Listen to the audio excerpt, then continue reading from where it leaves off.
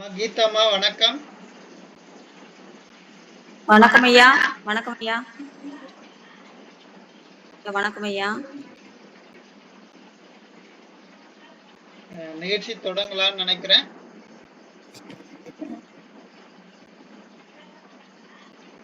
ஐயா வணக்கம் சொன்னேன். வணக்கம் வணக்கம். வணக்கங்கம்மா. நான் பேசுறது கேட்கலையோ? கிளியரா இருக்குங்க. வணக்கங்கம்மா.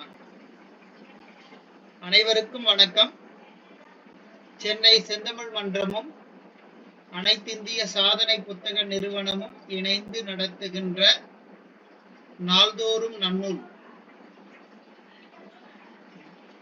பன்னாட்டு கருத்தரங்கமாகவும் அதே நிலையில் சாதனை நிகழ்வாகவும் 108 நாள் நிகழ்வாக நிகழ்ந்து கொண்டிருக்கும் இந்த நிகழ்வானது இன்றைக்கு 106வது நாள் நிகழ்வாக இருக்கிறது. இந்த நிகழ்விற்கு வருகை தந்துள்ள அனைவரையும் வருக வருக என வரவேற்பதில் பெருமகிழ்ச்சி கொள்கின்றேன். சான்றோர் பெருமக்களே, இன்றைக்கு திருவள்ளுவருடைய சிந்தனையாக 106வது நாளில் 106வது அமர்வில் 106வது அதிகாரமாக இரவு என்ற அதிகாரம் இடம்பெறுகிறது. இந்த இரவு என்பது இரவல் கேட்டல், இரவு இல்ல இரவு.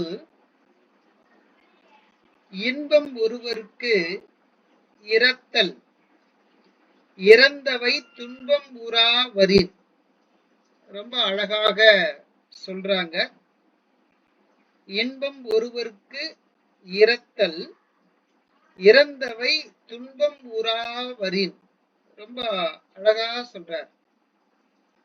எப்பவுமே நாம நான் என்னுடைய மாணவர்களுக்கெல்லாம் சொல்லுவேன், மாணவர்களே, உங்கள் கரம் நீள வேண்டுமானால் கவிழ்ந்துதான் நீள வேண்டும்.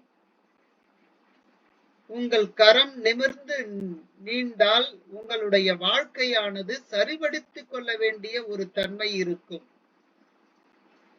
கரம் இப்படி நீளுமானால் மற்றவர்களுக்கு கொடுப்பதாக இருக்கும். அதே கரமானது இப்படி நீளும் போது இப்படி நீண்டால் நாம் பிறரிடம் இருந்து பெறுவதாக இருக்கும். அதனால் இப்படித்தான் என்னுடைய மாணவர்களுக்கெல்லாம் சொல்லிக் கொண்டிருப்பேன். ஆனால் இங்கே இன்பம் ஒருவருக்கு இரத்தல், அதுல வேற கேட்கிறதே இரவலாக இருக்கிறது, அதுல வேற இன்பம் இருக்கிறதா. இறந்தவை துன்பம் உறாவரின். இப்போ யாசித்து கேட்ட பொருள் துன்பம் அடையாத வகையில் கிடைக்குமாயின் இறந்து பொருள் கேட்பதும் ஒருவருக்கு இன்பம் பயப்பதே ஆகும். எந்த விதமான துன்பமும் இல்லாமல், எந்த விதமான வேறு நிலையில இல்லாமல் தான் விரும்பிய பொருள் கேட்ட உடனே கிடைக்குமாயின் அப்படி யாசிப்பது கூட இன்பத்தை தரும் என்பதாக இன்றைக்கு 106வது அதிகாரத்தில் 2வது திருக்குறள், இன்பம் ஒருவர்க்கு இரத்தல், இறந்தவை துன்பம் உறாவரின் என்று மிக அழகாக சொல்றாங்க. இது வரிசை எண்ணில் 1052வது திருக்குறளாக இடம்பெறுகிறது. சான்றோர் பெருமக்களே, இப்படிப்பட்ட இந்த இரவல் தன்மையை 10 திருக்குறள்களில் மிக அழகாக எடுத்து காட்டுகிறார். இன்றைக்கு நாம் பார்க்க இருப்பது மிக அழகான ஒரு தலைப்பு. அப்படி என்ன தலைப்பு என்று பார்க்கும்போது,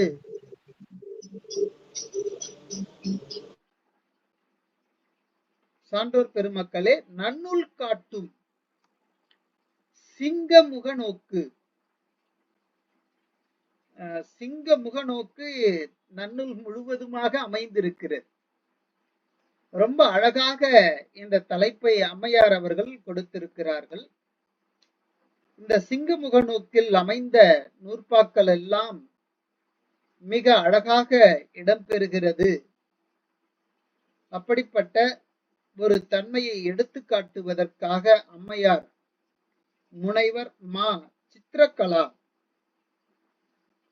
இவங்களுடைய பேர் பாருங்க சித்திரமாகவே இருக்கிறது.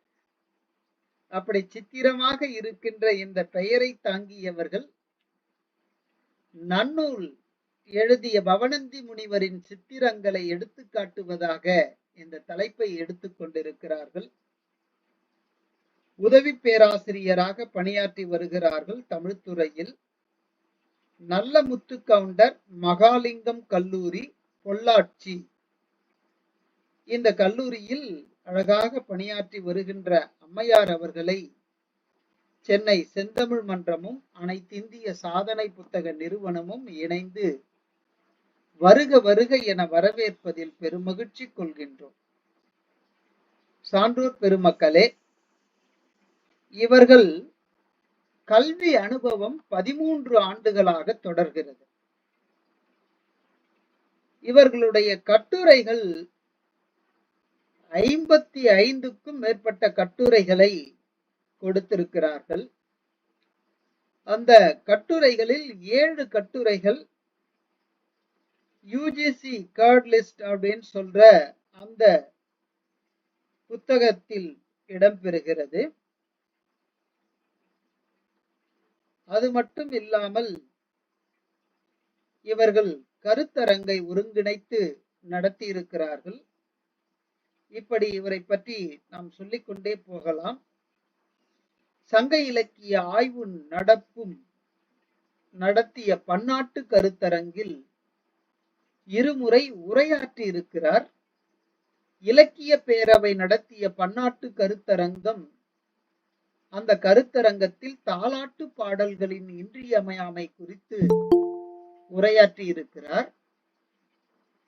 அதனைத் தொடர்ந்து தமிழ் இலக்கியத்தில் ஆளுமை என்ற பன்னாட்டு கருத்தரங்கத்தை ஒருங்கிணைத்து நடத்தி இருக்கிறார். தேசிய அளவிலான பயிலரங்கம், அப்படிப்பட்ட பயிலரங்கங்கள் 3னை அம்மையார் அவர்கள் ஒருங்கிணைத்து நடத்தி இருக்கிறார்கள். 60க்கும் மேற்பட்ட இன்னும் பல்வேறு கட்டுரைகளையும் எழுதியிருக்கிறார்கள். தமிழ்ச்சங்கம் நடத்திய மு தங்கராசு அவர்களின் படைப்புகள் பற்றிய கருத்தரங்கு அந்த கருத்தரங்கிற்கு கட்டுரை எழுதியமைக்காக சிறந்த கட்டுரையாளர் என்று தேர்ந்தெடுத்து பரிசும் கேடயமும் இவருக்கு அளித்து சிறப்பித்திருக்கிறார்கள். 2021 கானா குரு துரோணா விருது பெற்றிருக்கிறார். 2022 சிறந்த ஆசிரியருக்கான விருதை பெற்றிருக்கிறார். ஜெயமோகன் கவிதைகள் பற்றி இவர் உரையாற்றியும் வருகிறார். இப்படி இவருடைய ஆளுமைத்தன்மையானது நீண்டு கொண்டே செல்கிறது. இப்படிப்பட்ட தகுதிகள் வாய்ந்த பேராசிரியராக அவர் விளங்கி வருகிறார். இந்த நிலையில் அம்மையாரை அறிமுகப்படுத்தியதில் பெருமகிழ்ச்சி கொண்டு அம்மையார் அவர்களை வருக வருக என வரவேற்பதில் பெருமகிழ்ச்சி கொள்கின்றோம்.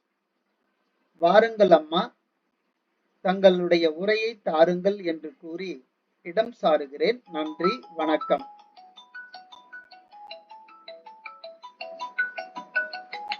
பேசலாமாங்க சார்? அம்மா பேசலாங்கம்மா. சார் கேக்குதுங்கம்மா, பேசுங்க. தாய் தந்த தமிழே, என் தாயை தந்த தமிழே, உன்னை வணங்கி என் உரையை தொடங்குகிறேன். அனைவருக்கும் என் பணிவான மாலை வணக்கத்தை தெரிவித்துக் கொள்கிறேன். சென்னை செந்தமிழ் மன்றம் அனைத்திந்திய சாதனை புத்தகத்துடன் இணைந்து வழங்கும் நாள்தோறும் நன்னூல் என்ற கருத்தரங்க சாதனை முயற்சி அந்த சாதனை முயற்சியில் என்னையும் பேச ஒரு வாய்ப்பு அளித்தமைக்கு என்னுடைய நன்றி கலந்த வணக்கத்தை தெரிவித்துக் கொண்டு என்னுடைய உரையை தொடங்குகிறேன். என்னுடைய தலைப்பு நன்னூல் காட்டும் சிங்க முக நோக்கு என்பது. அதாவது இந்த நன்னூலை எழுதியவர் அப்படின்னு பார்த்தா தமிழ் இலக்கண நூலான பவணந்தி முனிவர் அவர்கள் எழுதியிருக்காங்க. இவர் பார்த்தீங்கன்னா 12ஆம் நூற்றாண்டுடைய பிற்பகுதியை சார்ந்தவர். இவருடைய காலகட்டத்துல 3ஆம் குலோத்துங்க சோழன் காலத்தவர் இவரு. அந்த 3ஆம் குலோத்துங்க சோழன் வாழ்ந்த காலத்துல சிற்றரசராக இருந்த சீயங்கன் அப்படிங்கிற ஒரு மன்னலால் ஆதரிக்கப்பட்டு அவருடைய தூண்டுதலின் பேரில் எழுதப்பட்டதுதான் இந்த நன்னூல் அப்படின்னு குறிப்பு தெரிய வந்தது. இந்த நன்னூல் பாத்தீங்க அப்படின்னா முதல் கிடையாது. தொல்காப்பியம் அப்படிதான் முதல் நூல். அதைத்து இவர் எழுதியிருக்கிறாரு வழிநூலாக. தொல்காப்பியத்துல பாத்தீங்கன்னா 3 அதிகாரம், அதாவது எழுத்ததிகாரம், சொல்லதிகாரம், பொருளதிகாரம் அப்படின்னு 3 அதிகாரத்தை கொடுத்து 3 அதிகாரத்திற்கு ஒரு அதிகாரத்திற்கு 9 இயல்கள், அப்படி 3 அதிகாரத்துக்கும் 27 இயல்கள் கொடுத்திருக்காரு தொல்காப்பியர். ஆனா நன்னூலார் 2 அதிகாரம், எழுத்து, சொல், இந்த 2 அதிகாரத்திலும் 5 இயல்கள். எழுத்ததிகாரத்துல பாத்தீங்க அப்படின்னா எழுத்தியல், உயிரீற்று புணரியல், மெய்யீற்று புணரியல், உருபு புணரியல் அப்படின்னு இது இல்லாம பதவியல்னு கொடுத்திருக்காங்க. அப்படி இப்போ எழுத்ததிகாரம் சொல்லதிகாரம் 2 நன்னூலார் கொடுத்திருந்தா கூட தொல்காப்பியர் கொடுத்திருக்கக்கூடிய எழுத்ததிகாரத்திலும் நன்னூலார் கொடுத்திருக்கிற எழுத்ததிகாரத்தில் சிறு மாற்றங்கள் இருக்கு.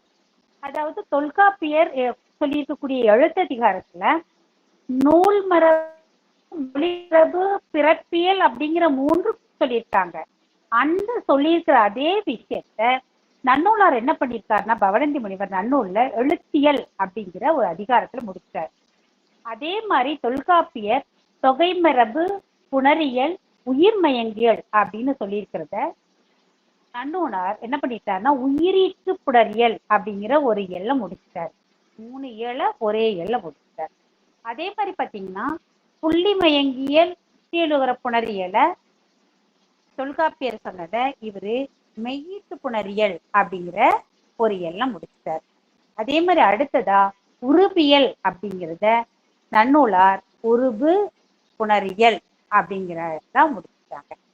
அதே மாதிரி இவருடைய 9 இயலும் முடிஞ்சிருச்சு. ஆனா நன்னூலார் புதுமை செய்யற விதத்துல என்ன பண்ணிருக்காங்கன்னா புதிதாக ஒரு இயலை ஏற்படுத்தியிருக்காரு. அது பதவியல் அப்படிங்கிற ஒரு இயலை சொல்லியிருக்காரு எழுத்ததிகாரத்துல.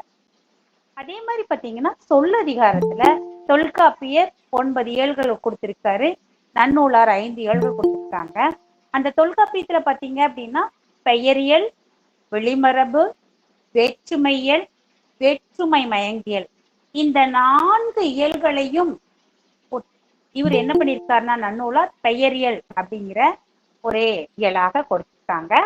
அதே மாதிரி வினையியல் தொல்காப்பியர் கொடுத்ததே அதே மாதிரி நன்னூலாரும் வினையியல் அப்படின்னு முடிச்சுட்டாங்க.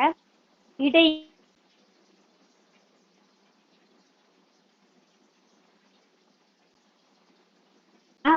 கடைசியா வந்திருக்கக்கூடிய கிளவியாக்கம் எச்சவியல் அப்படின்னு சொல்லியிருக்கக்கூடியத தொல்காப்பியர் சொல்லியிருக்கிறத நன்னூலார் பவணந்தி முனிவர் என்ன சொல்லியிருக்காருன்னா பொதுவியல் அப்படின்னு முடிச்சிருக்காரு. இந்த பொதுவியல் அப்படின்னு பார்க்கும்போதுதான் சொல்லதிகாரத்தில் இருக்கக்கூடிய பெயரியல், வினையியல், இடையியல், உரியியல், அந்த 4 இயலுக்கும் இடையில் வந்திருக்கக்கூடியதா பொதுவியல். பெயரியலுக்கும் வினையியலுக்கும் அடுத்ததாகவும் உரியியலுக்கும் பொதுவியலுக்கும் முன்னாடி இருக்கிறதாகவும் நடுவு நிலையில இருக்கு. எப்படி ஒரு சிங்கம் வீரநடை போட்டு நடக்கும்போது அங்கும் இங்கும் அப்படி கம்பீரமா பார்க்குமோ, அது மாதிரி ஒரு வீர நடையில ஒரு சிங்க முக நோக்கத்தோடு அரிமா நோக்கோடு எங்கையெல்லாம் இந்த பெயரியல்ல, வினையல்ல, உரியல்ல, இடையல்ல என்ன விஷயமெல்லாம் சொல்லலையோ அந்த விஷயத்தை எல்லாம் பொதுவியல்ல வந்து சொல்லியிருக்கார். நம்ம எப்படி தொல்காப்பியர் கிளவியாக்கத்திலையும் எச்சியல்லையும் முதல்ல சொல்லியிருக்கக்கூடிய அந்த சொல்லாதது எல்லாம் கடைசியா சொல்லியிருக்காரோ அதே மாதிரி நன்னூலார் சிங்கமுகு நோக்காக நடுநயத்தோடு நடுவில் வைத்து பெயரியலையும் பிணையலுக்கும் அடுத்ததாகவும் உரியலுக்கும் இடையலுக்கும் முன்னதாகவும் வைத்து இந்த இளப்பொதுவியல் அப்படின்னு சொல்லி வச்சிருக்காங்க. அதே மாதிரி பாத்தீங்கன்னா நன்னூலாருடைய இந்த பொதுவியலுக்கும் அதே மாதிரி தொல்காப்பியருக்கும் சிறு எச்சவியல் கிளவியாக்கத்துக்கும் சிறு சிறு மாற்றங்கள் இவர் எங்கெல்லாம் தொகுத்து சொல்லி ஒரு சில இடங்கள்ல விரிச்சு சொல்லியிருப்பார். ஒரு எடுத்துக்காட்டுக்கு பாத்தீங்க அப்படின்னா தொல்காப்பியர் விரிச்சு சொல்றார். எதை அப்படின்னா ஈ தா கொடு அப்படிங்கிற மூன்றையும் என்ன பண்ணியிருக்காருன்னா விரிச்சு சொல்லியிருக்காரு. ஈ என்பதல் கிளவி, இழிந்தோன், ஈன்னு கேட்கிறவன் இளியவன் அப்படின்னு சொல்லியிருக்காரு. தா அப்படின்னு ஏன் கேட்போன், ஒப்போன், தான் கேட்டா ஒப்பாக இருக்கக்கூடியவர்கள் தானு கேட்பாங்கன்னு சொல்லியிருப்பாரு. அதே மாதிரி கொடு அப்படின்னு சொல்றவங்க உயர்ந்தோன்னு சொல்லியிருப்பாரு. இத இந்த மூன்று நூற்பாவாக வரக்கூடிய தொல்காப்பியர் சொல்லியிருக்க நன்னூலார் பவனந்தி முனிவர் என்ன சொல்லியிருக்காருன்னா ஒரே நூற்பாவாக ஈ தா கொடு என்னும் மூன்றும் முறையே இழிந்தோன் ஒப்போன் மிக்கோன் அப்படின்னு முடிச்சிட்டார். அவரு 3 நூற்பாவா சொல்லியிருக்கிற விஷயத்த நன்னூலார் ஒரே நூற்பாவுல தொகுத்து சொல்லிட்டார். இப்படி சில இடங்கள்ல தொல்காப்பியர் விரித்து கூறியதை நன்னூலார் தொகுத்தும் சொல்லியிருக்கிறாங்க. இதுல பாத்தீங்க அப்படின்னா எச்சவியல்னு எடுத்துக்கிட்டா நன்னூலாருடைய எச்சவியல் அந்த 4 எல்லும் சொல்லாத ஒன்று எச்சவியல்.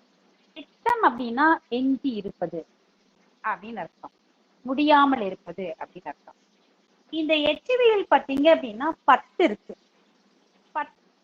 சொல்லெச்சம் அப்படின்னு சொல்லி பார்க்கும்போது 9 எச்சங்கள் சொல்லெச்சம். அது வெளிப்படையாக தெரியக்கூடியது. அதுல ஒரே ஒரு எச்சம் மட்டும் இருக்குது, குறிப்பாக தெரியக்கூடியது, கடைசியில் இருக்கக்கூடியது குறிப்பெச்சம். இந்த எச்சங்கள்ல பாத்தீங்கன்னா முதல்ல வரக்கூடியது பெயரெச்சம். பெயரெச்சம் அப்படிங்கிறது பெயரை கொண்டு முடியக்கூடிய எச்சம் பெயரெச்சம். முதல்ல இருக்கக்கூடிய சொல் எச்சமாக நிற்கும், கடைசியில வரக்கூடிய சொல் பெயர் சொல்லாக இருக்கும். அப்படி இருந்துச்சுன்னா அது பெயரெச்சம்.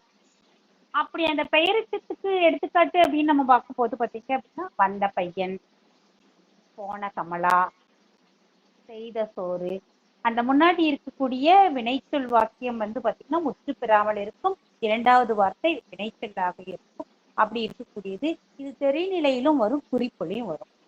அதே மாதிரி பார்த்தீங்கன்னா அடுத்ததாக சொல்லக்கூடிய எச்சம் அப்படின்னு பார்க்கும்போது வினையச்சம். வினையச்சம் அப்படின்னு சொல்லும்போது வினையை கொண்டு முடிந்தால் அது வினையச்சம். பாத்தீங்கன்னா எழுதினான், பேசினான், இதெல்லாம் வினையை கொண்டு முடிவது. அந்த முன்னாடி இருக்கக்கூடிய வினைச்சொல் பார்த்தீங்கன்னா முற்று பெறாமல் இருக்கு. வந்து எழுதினான், சென்று குதித்தான், இது வந்து திருநிலை வினையாக வரும். குறிப்பு வினைன்னு பார்த்தீங்கன்னா மெல்ல பேசினான், இந்த மாதிரி குறிப்பாக சொல்லக்கூடியதாக இருக்கக்கூடியது குறிப்பு வினையாக இருக்கும். அதே மாதிரி பார்த்தீங்கன்னா உண்மை எச்சம், அப்படிங்கிற அச்சத்தை கொடுக்கக்கூடியதாக இருக்கும். அதாவது நாமனும் வந்தான், கந்தனும் வந்தான், அதாவது முன்னடந்ததையோ நடக்க போவதையோ வெளிப்படையாக வெளிப்படுத்துவதுதான் இந்த உண்மை எச்சமாகும். அதுல ராமனும் வந்தான், கந்தனும் வந்தான் அப்படின்னு தன்னச்சத்தையே அது வெளி சொல்றதுனால இது உண்மை எச்சமாக நிக்குது அப்படின்னு சொல்றோம். அதே மாதிரி பாத்தீங்கன்னா சொல்லச்சம். சொல்லச்சம் அப்படிங்கிறது சொல் என்னும் இடைச்சொல் எஞ்சி நிற்பதுதான் சொல்லச்சம். கடி படி அப்படின்னு கடி என்றார், படி என்றார், இந்த மாதிரி கடி படி அப்படிங்கிற வார்த்தை தான் எஞ்சி நிற்றலைத்துவதுதான் இது சொல்லச்சம் அப்படின்னு சொல்லக்கூடியதாக இருக்கு. அடுத்தது பாத்தீங்க அப்படின்னா பிரிநிலை எச்சம். இந்த பிரிநிலை எச்சம்ங்கிறது பிரிக்கப்பட்ட பொருளை சொல்றதாக இருக்கு. பிரிக்கப்பட்ட பொருள்னா என்ன? அவனே சாப்பிட்டான், அவனே உண்டான், அவனே பெற்றான். இந்த மாதிரி இருக்கக்கூடியதெல்லாம் பிரிநிலை, பிரிக்கப்பட்ட பொருளை பற்றி சொல்லக்கூடியது பிரிநிலை எச்சமாக இருக்கும். என்ன அதுக்கு அடுத்து சொல்லக்கூடியது பார்த்தீங்க அப்படின்னா எனவென் எச்சம். அதாவது தனக்குரிய வினையை கொண்டு முடிவதுதான் எனவென் எச்சம். தனக்குரிய வினை அப்படின்னு சொல்லும்போது பாத்தீங்கன்னா யார் எந்த வேலை செய்யறாங்களோ அதை தானே சொல்ற மாதிரி இருக்கும். இடி சட்டென முழங்கியது, கடல் ஒள்ளென ஒலித்தது என அந்த எச்சம் பார்த்தீங்கன்னா தன் வினையான முழங்கியது ஒலித்தது என்பதை கொண்டு முடிகிறது தான் என்னது என் வினை எச்சமாக. அடுத்தது பார்த்தீங்க அப்படின்னா ஒளி இசை அச்சம்.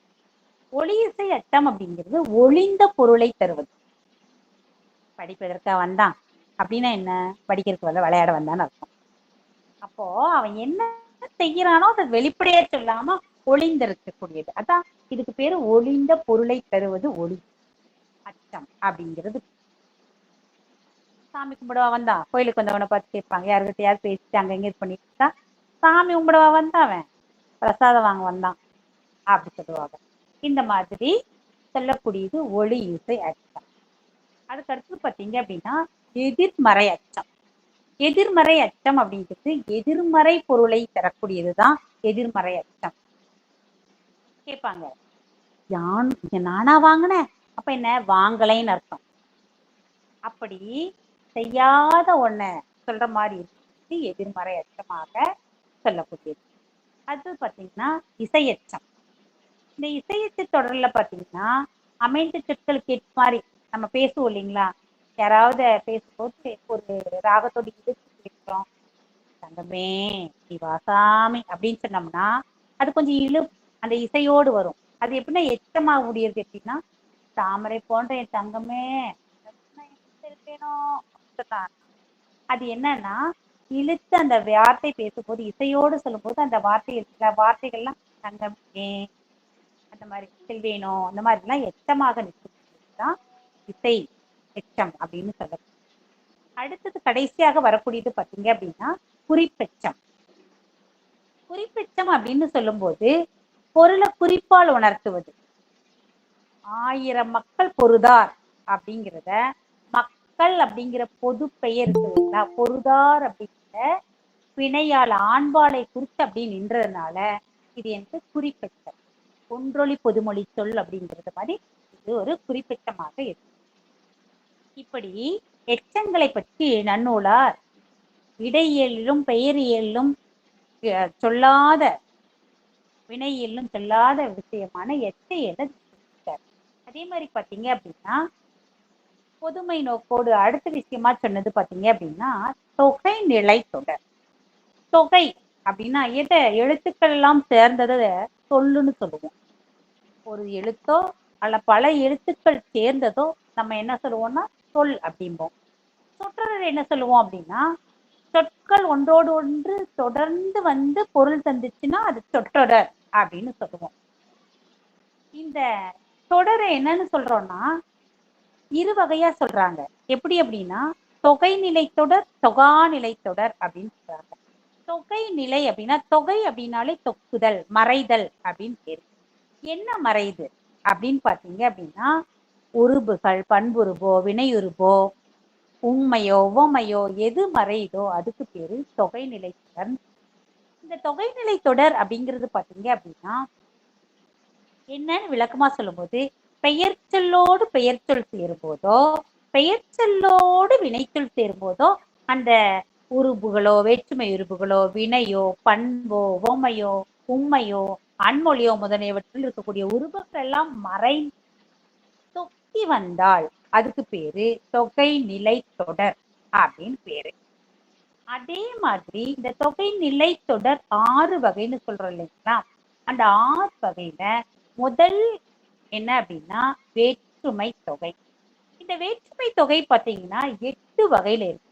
வேற்றுமை முதல் வேற்றுமை பார்த்தீங்கன்னா எழுவாய் வேற்றுமை. இந்த எழுவாய் வேற்றுமை பார்த்தீங்கன்னா இதுக்கு உருபு இல்லை. 8வது வேற்றுமை பார்த்தீங்கன்னா வெளி வேற்றுமை. வெளி அப்படிங்கிறது அழைத்தல் பொருண்மையின் வரக்கூடிய இந்த வெளி வேற்றுமையிலும் பார்த்தீங்க அப்படின்னா உருபு இல்லை. மீதம் இருக்கக்கூடிய 2லிருந்து 7 வரை இருக்கக்கூடியதுக்கு உருபு இருக்குது. ஐயாளுக்கு இன்னது கண். 2ஆம் வேற்றுமையுறுப்பு ஐ, ஆள். 3ஆம் வேற்றுமையுறுப்பு 4 கு, இன், 5, அது, 6, கண் 7. அப்படி 7 வேற்றுமை உறுப்புகள். அப்படி 7 வேற்றுமை உறுப்புகளும் இருக்கக்கூடியது பார்த்தீங்க அப்படின்னா இதுல சொல்லியிருக்காங்க. அது மட்டும் இல்ல, அந்த வேற்றுமை உறுப்புகள்ல எந்தெந்த இடத்துல எல்லாம் தொக்கினி அப்படின்னா, வேற்றுமை தொகையில எந்தெந்த இடத்துல எல்லாம் பார்த்தீங்க அப்படின்னா 2ஆம் வேற்றுமை அப்படின்னு பார்த்தீங்க அப்படின்னா 2ஆம் வேற்றுமை பால் குடித்தான் அப்படின்னு சொல்லியிருப்பாங்க.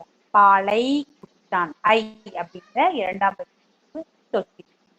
அதே மாதிரி தலை வணங்கினான், தலையால் வணங்கினான் அப்படின்னா ஆள் அப்படிங்கிறது மறைந்தது.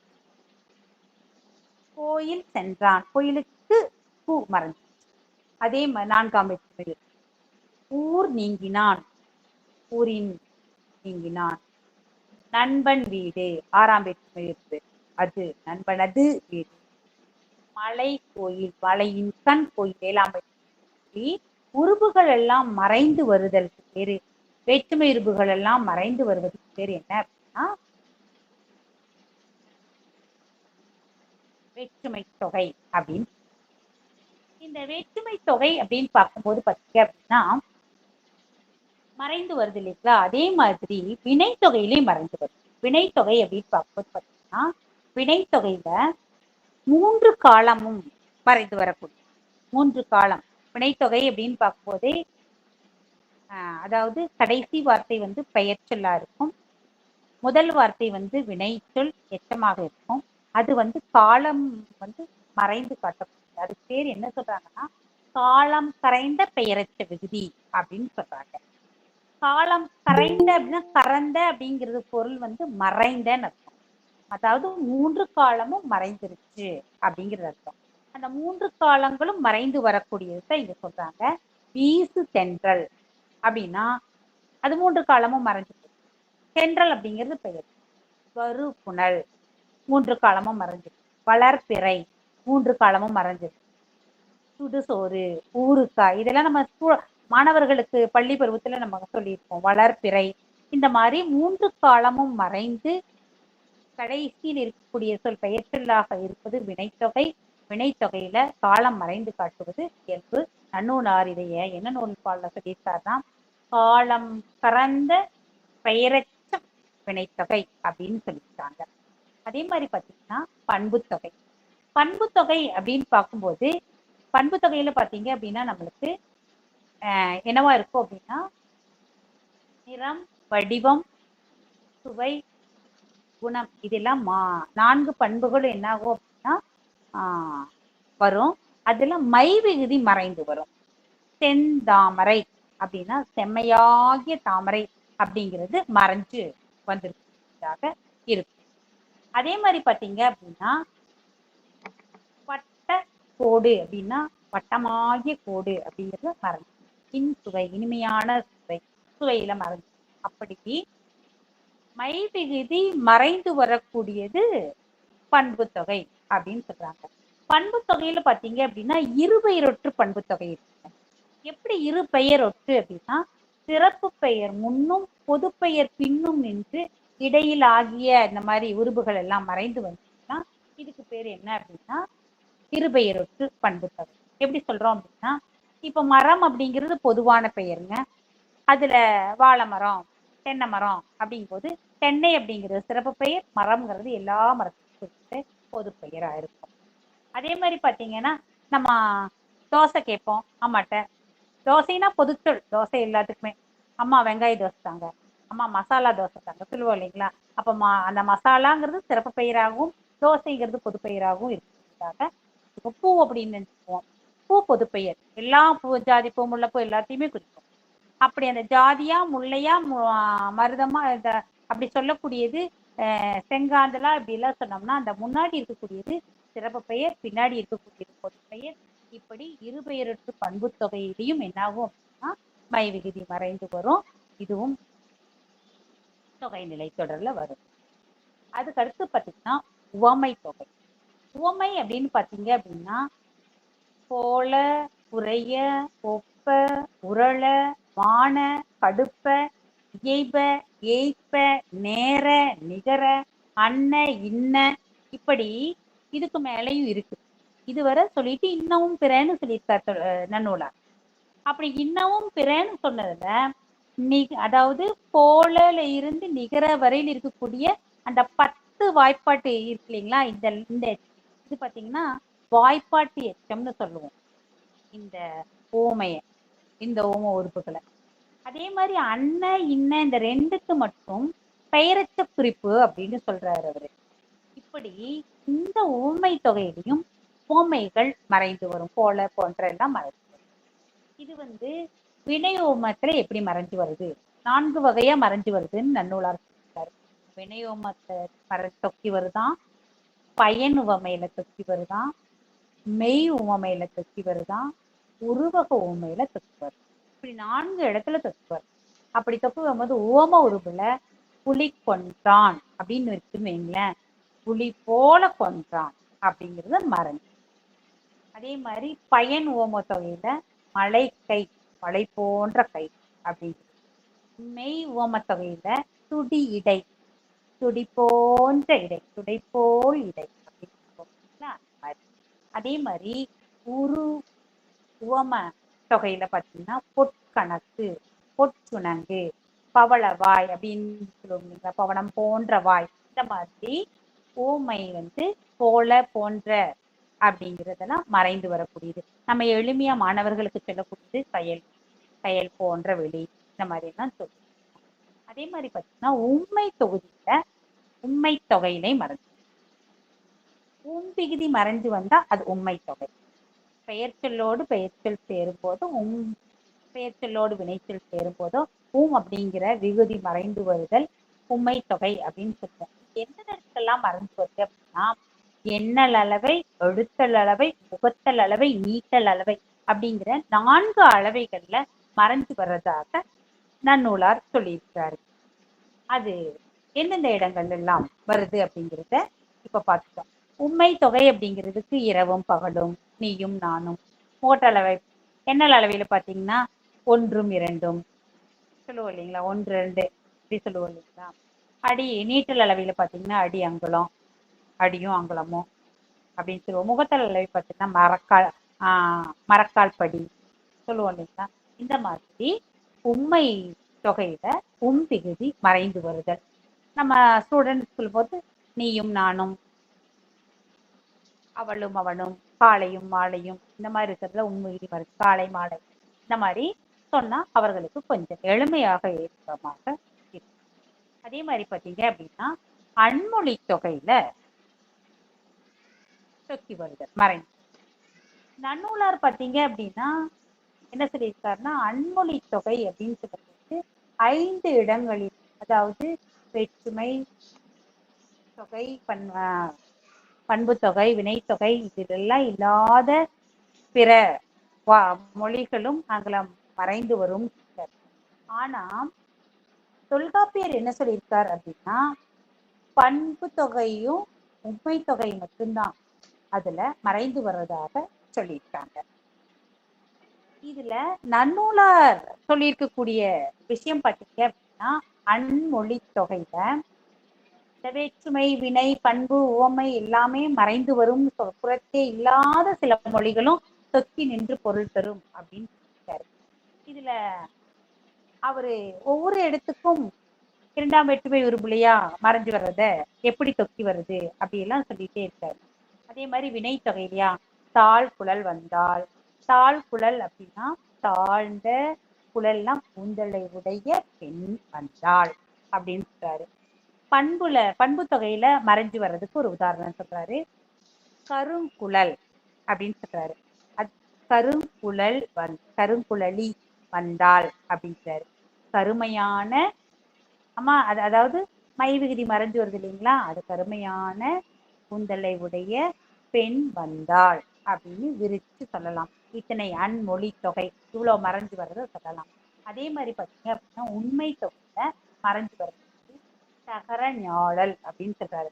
தகரமும் ஞாழலும் கலந்து உண்டாகிய சாந்து அப்படின்ட்டு இது உதாரணமாக சொல்றாரு. அதே மாதிரி உவம தொகையில துடி இடை வந்தாள், துடி போன்ற இடையுடைய பெண் வந்தாள். இப்படி பன்மொழியில என்ன சொல்றாரு அப்படின்னா திகழ் செவ்வான் மதி திருமுக பூங்குழல் அப்படிங்கிறாரு. அதாவது திகழ்ந்த செம்மையாகிய வானத்தின் கண் மதிப்போலும் திருமுகத்தினையும் பூவையும் அணிந்த குழலினையுடைய பெண் வந்தாள் அப்படின்னு. இப்படி பல மொழிகளிலும் விருந்திருக்கக்கூடிய நன்னூலார் விளக்கமாக. அதே மாதிரி பார்த்தீங்க அப்படின்னா இங்க இப்போ தொகை நிலை தொடர் முடிச்சு தொகா நிலை தொடர். தொகா நிலை தொடர்ல பார்த்தீங்க அப்படின்னா வினைமுற்று தொடர். வினைமுற்று அப்படின்னாலே அந்த வேலை முடிஞ்சிருச்சுன்னு அர்த்தம். இங்க தொகா நிலை தொடர்ல அங்க தொக்குதல் மறைதல் பார்த்தோம். இங்க எல்லாம் வெளிப்படையாக மறையாம வரக்கூடிய நிகழ்வு பார்க்கிறோம். அதாவது பெயர்ச்சொல்லோடு பெயர்ச்சொல் சேரும் போதோ பெயர்ச்சொல்லோடு வினைச்சொல் சேரும் போதோ வேற்றுமை உருபுகளோ பண்புருபுகளோ உவமையோ எதுவுமே மறையாது, வெளிப்படையாக தெரியக்கூடியது இந்த தொகாநிலை தொடர் அப்படின்னு சொல்றோம். அதுல ஃபர்ஸ்ட் இது வந்து தொகாநிலை தொடர் பார்த்தீங்க அப்படின்னா 9 இருக்கு. அதுல முதல் பார்த்தீங்க அப்படின்னா வினை முற்று தொடர். இந்த வினை முற்று தொடர்ல உண்டான் ராமன், வேலை முடிஞ்சு சாப்பிட்டா ராமன் முடிஞ்சு போச்சு, அப்ப அது வினை முற்று தொடர் வெளிப்படையாக வந்துருச்சு.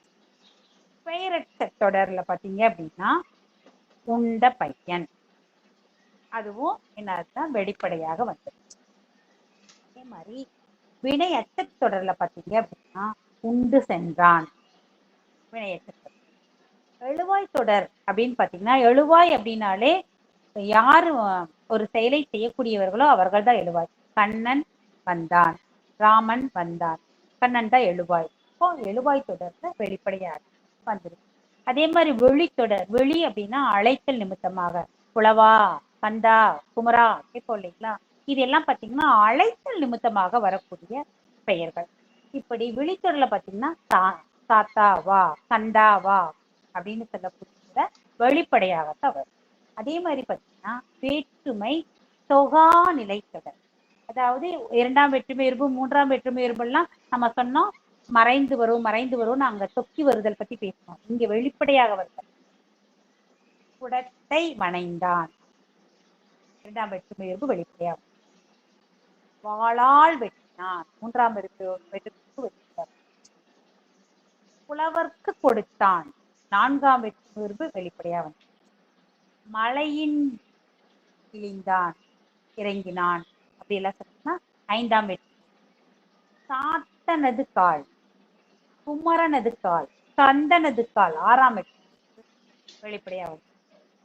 சாத்தனின் கண் சென்றேன் 7ஆம் வேற்றுமை வெளிப்படையாக வந்தது. இப்படி வெளிப்படையாக தெரியக்கூடிய விஷயத்தையும் அடுத்தது தொகாநிலை தொடர்ல வேற்றுமை தொகாநிலை தொடர்ல பார்த்தோம். அதே மாதிரி பார்த்தீங்கன்னா இடைச்சொல் தொடர். இடைச்சொல் அப்படின்னாலே மற்ற மற்றை இதெல்லாம் மற்றொன்று இதெல்லாம் இடைச்சொல் அப்படின்னு நமக்கு தெரியும். இதுல மற்றொன்று வெளிப்படையாகத்தான் வரும். அதே மாதிரி உரிச்சொல் தொடர் அப்படின்னு பார்க்கும்போது உரிச்சொல் நனி தவ இதெல்லாம் பார்த்தீங்கன்னா உரிச்சொல் தொடர். நனி சால சிறந்தது, நனி பேடிகே, இந்த மாதிரி சொல்லலாம் வெளிப்படையாக வரும். அதே மாதிரி பார்த்தீங்கன்னா அடுக்கு தொடர். அடுக்கு தொடர்லையும் அப்படிதான் பாம்பு பாம்பு, வாழ்க வாழ்க, வெற்றி வெற்றி அப்படிங்கிற இந்த மாதிரி 2 சொற்கள் சேர்ந்து வரக்கூடிய இந்த தொடர்லையும் இது வெளிப்படையாக வந்து. அதே மாதிரி பார்த்தீங்க அப்படின்னா வலு, அதாவது வலு அமை வலு நிலை அப்படின்னு பார்த்தீங்கன்னா அடுத்ததாக நன்னூலார் வலு அப்படின்னா குற்றம் அப்படின்னு அர்த்தம். அதாவது பேசும்போது பார்த்தீங்கன்னா குற்றத்தோட இலக்கண பிழையோடு பேசுறது வலு அப்படின்னு குற்றம். பிழையான அல்லது குற்றமுடைய பேச்சு எழுதுவதும் வலு எனப்படும். ஒரு மனிதன் வந்து ஒரு கருத்து சொல்லும்போது தவறாக இலக்கணம் மரபு படி சொல்லாம பிழையோடு பேசுதல் தான். எந்தெந்த இடத்துல வலு வருது இவர் சொல்றாரு 7 இடங்களில் வலு வருது. வலுன்னா குற்றம் இருக்கு. எந்தெந்த இடங்கள் அப்படின்னு சொல்றாருன்னா திணை வலுன்னு. திணை அப்படிங்கிறது உயர்திணை அக்ரிணை. உயர்திணைனா மனிதர் தேவர் நம்ம உயர்ந்தவர் மட்டும் சொல்லக்கூடியது. அக்ரிணைனா நமக்கு தெரியும் மிருகங்கள் இந்த மாதிரி சொல்லக்கூடியது. இப்போ உயர்திணையில முருகன் வந்தான்னு சொல்றதுக்கு முருகன் வந்தது அப்படின்னு அக்ரிணை இருக்குன்னா இங்க திணை வலு, அங்க குற்றமாயிடும். சரிங்களா? இதையே வளாம காக்கணும், அதாவது குற்றம் இல்லாம காக்கணும்னா முருகன் வந்தான். வளா நிலையும் அடுத்தது வரும், அதுக்கு இப்பவே நான் சொல்லிட்டேன். அதே மாதிரி பாத்தீங்க அப்படின்னா அடுத்ததாக என்ன வருதுன்னா பால் வலு. பால் அப்படிங்கிறது ஐம்பால், ஆண்பால், பெண்பால், பலர்பால், ஒன்றன் பால், பலவின் பால். இதுல நம்ம என்ன பண்றோம், தவறாக வலு குற்றத்தோடு வந்தால் நம்மளே சொல்லுவோம், வீட்டுல பொம்பளை பிள்ளை இருப்பாங்க, ஏய் வாடா அப்படின்னு சொல்லுவோம். என்ன அப்படின்னா மாறி திணை மாற்றி மாறன் வந்தால், தேன்மொழி வந்தான் அப்படின்னு சொல்றது. இந்த மாதிரி மாடுகள் மேய்ந்தது, மாடுகள் மேய்ந்தது. மாடுகள் அப்படிங்கிறது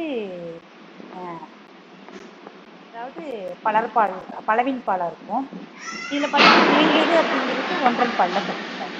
அப்படி இந்த மாதிரி பால்வலு அமையும். அதே மாதிரி பார்த்தீங்கன்னா இடவலு.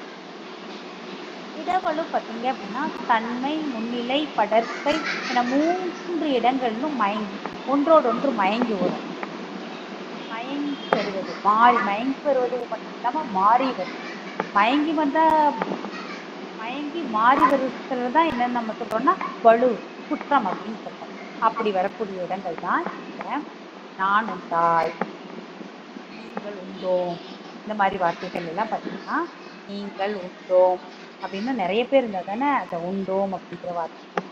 இந்த மாதிரி என்ன ஆகும் அப்படின்னா இடத்துக்கு அது மயங்கி மாறி வரக்கூடிய இடவலுவாய். காலவலு அப்படின்னு பார்க்கும்போது இறந்த காலம், நிகழ்காலம், எதிர்காலம் என்ற 3 காலம் இருக்கு. அந்த 3 காலமும் என்ன பண்ணா ஒன்றோடு ஒன்று மயங்கி மாறி வரும். அதுக்கு பேரு இடவலு அப்படின்னு. நான் நேற்று வருவேன் அப்படின்னு சொன்னா நான் நேற்று வருவேன் அப்படிங்கிறது நேற்று அப்படிங்கிறது இறந்த காலம், வருவேன் அப்படிங்கிறது எதிர்காலம். இது முடிந்து போச்சுன்னா இது என்ன ஆயிரும் அப்படின்னா எப்படி முடியும்னா இது வலு, குற்றமாக இடவலு அமையும், காலவலு அமையும். அதே மாதிரி பார்த்தீங்கன்னா வினாவலு. வினாவலுல அறுவகை வினாக்களுமே மயங்கி வர்றது. பார்க்கும்போது சொல்லுவாங்க கறக்கிற மாடு பசுவா எருதா, இது மாடுன்னே சொல்லுவேன். கறக்கிற மாடு பசுவா எருதா அப்படின்னு சொல்லும்போது அங்க என்ன ஆகுதுன்னா வினாவலு.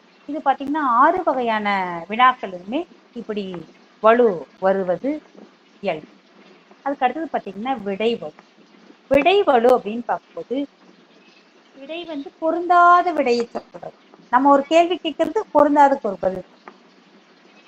பருப்பு வாங்கி வருவியா அப்படின்னு கேட்டா நான் கொள்ளு வாங்கிட்டு வரேன் அப்படின்னா என்ன அர்த்தம், தவறான ஒரு பதில். அப்படி கேள்விக்கு மாற்றி பதில் சொல்லும்போது அது விடைவலு. மரபு வலு. மரபு வலு அப்படிங்கிறது வழி வழியாக நம்ம ஒரு வார்த்தையை சொல்லிக்கிட்டே வருவோம், முன்னோர்களால பயன்படுத்தி கொண்டே வருவோம், அது மரபு. அந்த வரவுல மாற்றம் வரும்போது அது மரபு வலு. குயில் குளரும். குயில் நம்ம கூவுங்கிறது மரபு, இது குளரும் அப்படிங்கிறது மரபு வலு. இதே மாதிரி வலுவில்லாமல் அதை அமைக்கிறது வளா நிலைன்னு. சரிங்களா? வலு அப்படின்னா முருகன் வந்தது அப்படின்னா அது வலு. வளா நிலைன்னா முருகன் வந்தான் அப்படின்னா அது வளா. பால்ல மாலா பாடினான் அப்படின்னா அது வலு. வளா நிலைனா பாடினாள் அப்படின்ட்டு அதோட பெண்பாலுக்குரிய அதே ஆள் போட்டா அது வளா நிலை. இடவலு நீ வந்தான் அப்படின்னா அது வலுநிலை. வந்தாய் அப்படின்னா அது வளா நிலை. அதே மாதிரி காலவர்ல நேற்று வருவான் அப்படின்னா அது வலு. நேற்று வந்தான் அப்படின்னா அது வளா நிலை. இப்படி ஒவ்வொருமே வலு நிலைக்கும் வளா நிலைக்கும் மாறுபாடு. அதே மாதிரி வினால ஒரு விரலை காண்பித்து சிறியதா பெரியதா அப்படின்ட்டு வினவுதல் கேட்டா அது வலுநிலை. இரு விரல்களையும் காண்பித்து எது பெரியது எது சிறியதுன்னு கேட்டா அது வளான். அதே மாதிரி விடையில பருப்பு வாங்கினாயா அப்படின்னா வாங்கினேன்னா அது என்னது வளாநிலை. அதுக்கு பதிலா வேற ஒண்ணு சொன்னா அது மரபுனா தென்னந்தோட்டம்னா தப்பு, தென்னந்தோப்புனா வளாநிலை. இப்படி குற்றம் குற்றமில்லாமை அப்படிங்கிறதுக்கு வழுவிலை வளாநிலை அப்படின்னு நன்னூலார் சொல்லி விளக்கிறார். அதே மாதிரி பார்த்தீங்க அப்படின்னா சொல்லாத ஒண்ணு வலு அமைதி, செய்தாலும் பரவாயில்லை அப்படின்னு சொல்லுவோம் இல்லைங்களா, அந்த மாதிரி குற்றமில்லை அப்படிங்கிற மாதிரி இதுலயும் 5 வகையா சொல்லியிருக்காரு. திணை வலு அமைதி, பால் வலு அமைதி, இட வலு அமைதி, கால வலு அமைதி, மரபு வலு அமைதி அப்படின்ட்டு 5 வலு அமைதிகளை சொல்லியிருக்காங்க. இதுல பாத்தீங்க அப்படின்னா ஒவ்வொன்றுமே பார்த்தீங்க அப்படின்னா அந்த நிலைக்கு மாறாக திணை வலுவில் பார்த்தீங்கன்னா ஒரு பசுவை பார்த்துட்டு லட்சுமி வந்து விட்டால், ஒரு மாட்டை அப்படி கூப்பிடுறது, அப்போ திணை வலு அமைதி அதை ஏற்றுக்கிற மாதிரி. பால் வலு அமைதி அப்படின்னு பார்த்தீங்கன்னா மகிழ்ச்சியின் காரணமாக ரொம்ப சந்தோஷப்பட்டோன்னு வைங்களேன், நம்ம பொம்பளை பிள்ளை உட்காந்துருக்கோம் நம்ம வீட்டில், வாடா செல்லம் அப்படின்னு கூப்பிடுவோம் இல்லைங்களா, ஆனால் பொம்பளை பிள்ளை வாடின்னு கூப்பிடுவோம், ஆனால் செல்லமா கூப்பிட்டனால வாடா செல்லம். இங்கே பால் வலு அமைதி. இந்த மாதிரி காலவன அமைதி, திணை வலு அமைதி, மரபு வலு அமைதி எல்லாமே இந்த நிலைகள்ல நன்னூலார் விளக்கி சொல்லியிருக்கிறார். அடுத்த பார்த்தீங்க அப்படின்னா விடை வகைகள், வினா வகைகள். வினா வகைன்னு பார்த்தீங்க அப்படின்னா 6 வகையான வினாக்கள் இருக்கு. அறிவினா, அறியா வினா, ஐய வினா, கொழல் வினா, கொடை வினா அப்படிங்கிற மாதிரி ஏவல் வினா, இப்படி 6 வகையான வினா இருக்கு. இதையும் நன்னூலாருடைய விளக்கம் தான். நன்னூலார் இதையும் பொதுமையில தான் சொல்லியிருக்கார். அறிவினா அப்படின்னு சொல்லும்போது ஆசிரியர் மாணவர்கிட்ட கேட்கும், ஏன்னா அவருக்கு முதவே அந்த விடை தெரிஞ்சுக்கிட்டு கேட்பாரு. சரியா, இந்த செயலுக்கு விளக்கம் என்ன, இது பொருள் என்னன்னு கேட்டா அவருக்கு தெரியும், மாணவருக்கு தெரியுதா அப்படின்னு பார்க்கறதுக்காக கேட்கக்கூடிய கேள்வி அறிவினா. ஆசிரியர் கேட்டார்னா அது அறிவினா, மாணவன் கேட்டார்னா அது அறியாவினா. அவனுக்கு தெரியாது, இந்த பாடத்தோட பொருள் என்ன அவன் தெரிஞ்சுக்கிட்டு. ஐயவினா அப்படின்னா சந்தேகம்.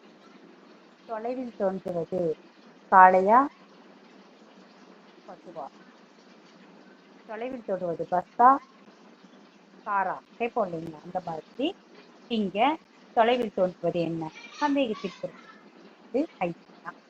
குழல் வினா அப்படின்னு சொல்லக்கூடியது பார்த்தீங்க அப்படின்னா ஒன்றை வாங்குற பொருள் பெற்றுக்கொள்வதன் பொருட்டு கேட்கறது. நம்ம கடைக்கு போனோம் அப்படின்னா சேலை என்ன விலை கேட்போம் இல்லைங்களா, வாங்குறதுக்காக போகும். பள்ளிக்கூட மாணவன் ஒரு 10ஆம் வகுப்பு படிக்கிற மாணவன் போனான்னா தமிழ் 10ஆம் வகுப்பு தமிழ் புத்தகம் எத்தனை அப்படின்னு கேட்டான்னா அவன் வாங்குற பொருட்டு கேட்கிறான். குழல் வினா, வாங்குதல் பொருட்டு. கொடை வினா அப்படின்னா கொடுத்தல் பொருட்டு, பொருளுக்கு இந்த பொருளை கொடுக்கறது பொருட்டு கேட்கணும். உங்கள்கிட்ட காசு இருக்கா, அப்பா வந்து மரம் கட்டி கேட்டான்னா உங்கள்கிட்ட காசு இருக்கா பஸ்க்கு அப்படின்னா என்ன, இல்லைன்னா கொடுத்து அனுப்பலான்னு அர்த்தம். ஒரு மன்னன் கேட்டான்னா புலவன் பொருள் இல்லையா அப்படின்னு கேட்டா மன்னன் பொருள் கொடுத்து அனுப்பலான்னு கேட்கிறாருன்னு அர்த்தம். அப்போ கொடுத்தல் பொருட்டு, தர்மத்தின் பொருட்டு, கொடையின் பொருட்டு கொடை வினா. ஏவல் வினா அப்படிங்கிறது ஏவுதல், கட்டளை இடுதல் அப்படின்னு. இந்த கட்டளை இடுதல்னா ஒரு செயலை மாறி இதை படிச்சா மாணவர்கிட்ட கேட்டா படிக்கிறேன்னா படி ஏவல் வினா. அதே மாதிரி பார்த்தீங்கன்னா விடை வினா வகை முடிஞ்சிருக்கு. விடை விடைன்னு பார்க்கும்போது 8 வகையான விடைகள் இருக்கு. நேர் விடை, சுட்டு விடை, மறை விடை, ஏவல் விடை, வினா எதிர் வினாதல், குற்றது உரைத்தல் விடை, கூறுவது குரல் விடை, இனமொழி விடை, அப்படி 8 வகையான விடை இருக்கு. இப்போ நேர் விடைன்னு பார்த்தீங்கன்னா என்ன சொல்லுவோம், நேர் விடைக்கு உன் பேர் என்ன, என் பேர் என்னன்னா அந்த பேரை கரெக்டாக சொன்னோம்னா அது நேர். சுட்டு விடை அப்படின்னு வைங்களேன், சென்னைக்கு போறதுக்கு என்ன வழி இது அப்படின்னு இந்த வழியில போங்க அப்படின்னா இது சுற்றுதல் பொருட்டு வரக்கூடிய விடை அப்படின்னு சொல்றோம். அடுத்தது பார்த்தீங்க அப்படின்னா மறைவிடை. மறைவிடைனா இது செய்வாயா அப்படின்னா செய்யேன் அப்படின்னா மாட்டேன் அப்படிங்கிறது பேரு மறைவாகும். அந்த வேலையை செய்ய மாட்டேன், உடன்பட மாட்டேன் அப்படிங்கிறது மறுத்து கூறது மறைவு. அதே மாதிரி பார்த்தீங்க அப்படின்னா ஏவல் விடு. செய்வாயா அப்படின்னு கேட்டா, செய்வாயான்னு கேட்டா வினவும் போது ஏன் செய் அப்படின்னு சொல்லிட்டாங்கன்னா, அம்மா இதை எடுத்து வைசாமே அப்படின்னா நீயே எடுத்து வைமா அப்படின்னு சொன்னா சரியில்லை. நான் செய்வாயா நீயே செய் அப்படின்னு சொன்னா நம்ம சொல்ற வேலைய நம்மகிட்டயே ஏவி விடுதல், சொல்லிட்டு போயிடுறது ஏவல் விடை. அதே மாதிரி பார்த்தீங்க அப்படின்னா வினா எதிர்விடை அப்படின்னா செய்வாயோ அப்படின்னு கேட்டா செய்யாமல் இருப்பனா அப்படின்னு சொல்லுவோம் இல்லைங்களா. இது பார்த்தீங்க அப்படின்னா வினா எதிர். அதே மாதிரி பார்த்தீங்கன்னா குற்ற துரைத்தல் விடை அப்படின்னா நீ செய்வாயா அப்படின்னு கேட்டா என்ன சொல்லுவோம், உடம்பு நோவு அப்படின்னு என்ன அர்த்தம், எனக்கு உடம்பு வலிக்குது அதனால செய்ய முடியாது. வெளிப்படையாக உற்றது எனக்கு வலி, எனக்கு உடல்ல நடக்கிறத வெளிப்படையாது. அதே மாதிரி பார்த்தீங்க அப்படின்னா அடுத்தது கூறுவது குரல். இது செய்வாயான்னு கேட்டா செய்யறியா அப்படின்னு கேட்டா வலிக்கு, படிக்கிறியா தலைவலி. இப்படி முடிய செஞ்சா இதை நடக்குங்கிறத கூறுவது. கூறல்னா இனி நடக்க போறத சொல்றதுக்கு கூறுவது குரல் விடை அப்படின்னு. இனமொழி விடை. இனமொழி விடைனா நம்ம ஆடுவியா அப்படின்னா பாடுவேன், சாப்பிடுவியானா பால் குடிப்பேன், இந்த மாதிரி மாற்றி மாற்றி சொல்றது. சொல்றதுக்கு பேர் என்ன அப்படின்னா வர காப்பி குடிப்பியா நான் கருப்பாயிருவேன் சொல்லிடுவாங்க இல்லையா. அந்த மாதிரி என்ன நடக்குமோ அதை சொல்லாம இனிமே நடந்துரும் அப்படிங்கிறத சொல்லக்கூடியது பார்த்தீங்க அப்படின்னா இனம், அதுக்கு தகுந்த மாதிரி இனமொழி அப்படின்னு சொல்றோம். இந்த மாதிரி நன்னூலார் பொதுவியல்ல வினா விடை அடுக்கி சொல்லியிருக்காரு. அதே மாதிரி பார்த்தீங்க அப்படின்னா அடுக்கு தொடர் அப்படின்னு ஒரு தொடரை இருக்காங்க. அடுக்கு தொடர் அப்படின்னு பார்த்தீங்கன்னா 2 சொற்கள் வரும், 2க்கு மேற்பட்ட சொற்களும் வரும். பிரிந்தால் அது பொருள் தரும். அப்படி இருக்கக்கூடியது அடுக்கு தொடர். இந்த அடுக்கு தொடர்ல பார்த்தீங்க அப்படின்னா அசைநிலை, விரைவு பொருள், வெகுளி, உவகை, அச்சம், அவலம், இசைநிறை இந்த பொருண்மைகள் எல்லாம் வந்துகிட்டே இருக்கு.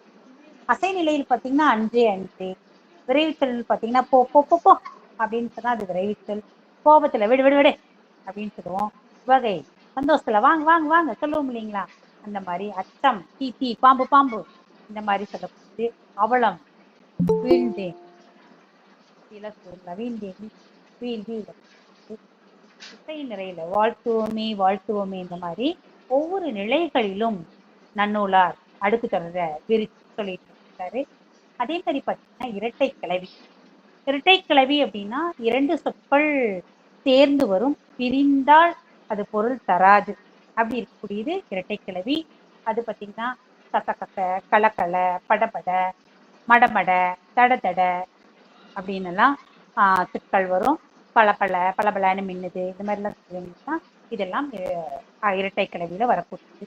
இந்த மாதிரி நன்னூலார் எந்த விஷயங்களையெல்லாம் அந்த 5 இயல்கள்ல முன்னாடி இருக்கக்கூடிய பெயரியல்லையும் வினையல்லையும் கடைசியில் இருக்கக்கூடிய இடையிலையும் உயிரியல்லையும் சொல்லாத விஷயங்களை எப்படி தொல்காப்பியர் கிளவியாக்கத்தையும் எத்தையவையிலையும் சொல்லியிருக்காரோ அது மாதிரியே இவர் பொதுவியல்ல தொகுத்து இந்த நிலைகளை விரித்தும் தொகுத்தும் சொல்லியிருக்கிறார் நன்னூலார்.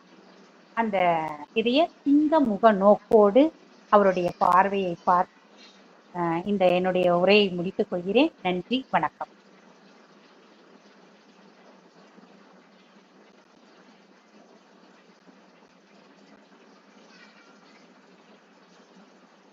ஐயா முடிச்சுட்டுங்கய்யா. அம்மா மிக அற்புதமாக முடிச்சிருக்கிறீங்கம்மா.